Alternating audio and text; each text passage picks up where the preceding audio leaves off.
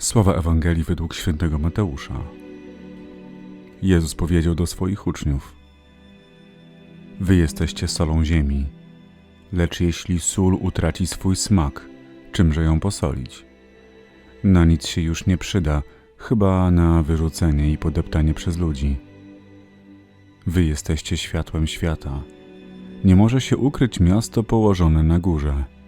Nie zapala się też lampy i nie umieszcza pod korcem, ale na świeczniku, aby świeciła wszystkim, którzy są w domu. Tak niech wasze światło jaśnieje przed ludźmi, aby widzieli wasze dobre uczynki i chwalili Ojca waszego, który jest w niebie.